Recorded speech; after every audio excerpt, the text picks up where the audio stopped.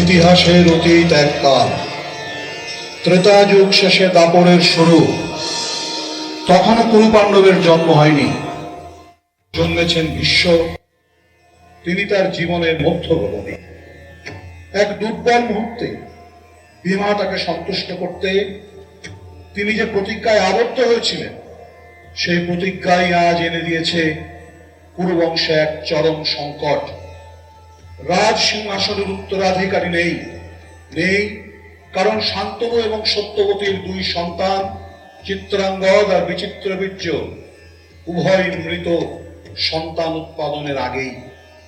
তাই আজ সংকটে কুরুবংশ, সংকট আর আতঙ্কে অস্থির রাজমাতা সত্যবতী। সেই সময়, হ্যাঁ ঠিক সেই সময়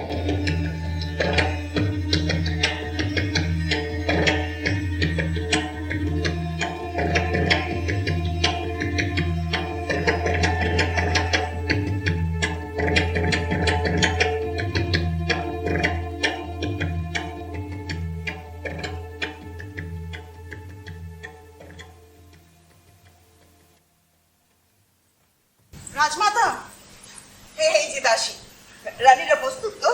না মা। ও বড় অলস আমার এই পুত্রবধূরা। তারা কি এখনো দ্রুত ক্রীড়ায় মত্ত, নাকি এখনো শেষ হয়নি তাদের মধ্যাহ্নের বিশ্রাম? যাও যাও, বলো তাড়াতাড়ি তারা প্রস্তুত হয়নি। আমাদের অতিথির আসার সময় হলো। পুত্র ভীষ্ম বহু পূর্বেই পাঠিয়ে দিয়েছে সকল অতিথিকে বরণ করে আনতে। এখন কাল বিলম্ব হলে, তাদের প্রস্তুতির আগেই পুত্র ব্যাস উপস্থিত হলে অবস্থা প্রতিকূল হয়ে যেতে পারে। মা, কি হলো? কিছু বলতে চাও? কোনটা কেন দাসী? মা, রানীরা রাজি নন। রাজি নন মানে? মা, রানীরা নতুন করে ঋষির সাথে মিলিত হতে রাজি নন। তার মানে? এই কথাই তারা আমাকে জানাতে বললেন আপনাকে। তুমি কি রসিকতা করছো আমার সাথে, নাকি তারাই রসিকতা করছে তোমার সাথে? না মা, এই রসিকতা নয়, কঠোর বাস্তব। রানীরা রাজি নন আর একবার শয্যা সঙ্গিনী হতে ওই বনচারী ঋষির। ওরা কি পাগল, শিশু? জানে পরিণাম, জানে এর ফলে কি ভয়ঙ্কর বিপর্যয় নেমে আসবে আমাদের এই পুরো রাজবংশে। আমি সামান্য দাসী, এত বড় ভাবনা তো আসে না আমার মাথায়।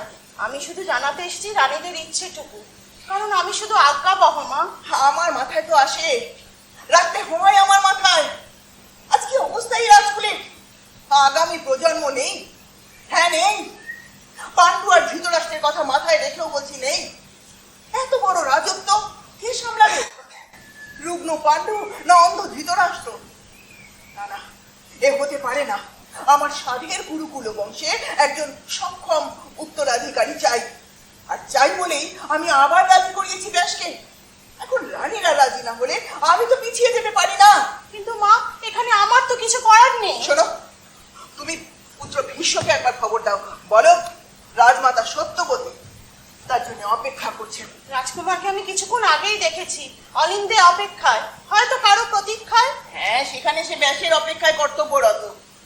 হায়, সবাই যদি ভীষ্মের মতো কর্তব্য সম্বন্ধে এত নিষ্ঠাবান হতো, তবে বোধহয় আমার এই সাধের কুরুকুল বংশ আজ শশা গড়া ভারতবর্ষের নিয়ামক শক্তি হতো। যাও, ভীষ্মকে ডেকে আনো এখনই। যথা আজ্ঞা মা। সাহস, কি ভয়ঙ্কর সাহস! আমি রাজমাতা সত্যবতী, মহারাজা শান্তনুর প্রিয়তমা মহিষী সত্যবতী, আমাকে অবজ্ঞা করা! কি ভয়ঙ্কর সাহস! না না, উত্তেজিত হয়ে কোনো লাভ নেই। এখন যেভাবেই হোক কার্যধারটাই আমার সবচেয়ে বড় লক্ষ্য। যেভাবেই হোক আমাকে পেতেই হবে কুরু বংশের একজন সক্ষম উত্তরাধিকারী। নইলে রুগ্ন পাণ্ডু আর অন্ধ ধৃতরাষ্ট্রকে নামে মাত্র রাজ সিংহাসনে বসিয়ে আসল রাজত্ব করবে ভীষ্ম, আমার সতীর পুত্র ভীষ্ম। হ্যাঁ জানি, জানি সে স্থিতধী, বীর, যোগ্য শাসক। কিন্তু যদি তার হাতে চলে যায় সব ক্ষমতা, কে মানবে এই সত্যবতীকে? কে মেনে নেবে এই সত্যবতীর কথাই বেদ বাক্য এই রাজবংশে? তাই তাই একজন সক্ষম রাজপুরুষ আমার চাই। চাই আমার পুত্রবধূর গর্তে, চাই আমার স্বার্থে।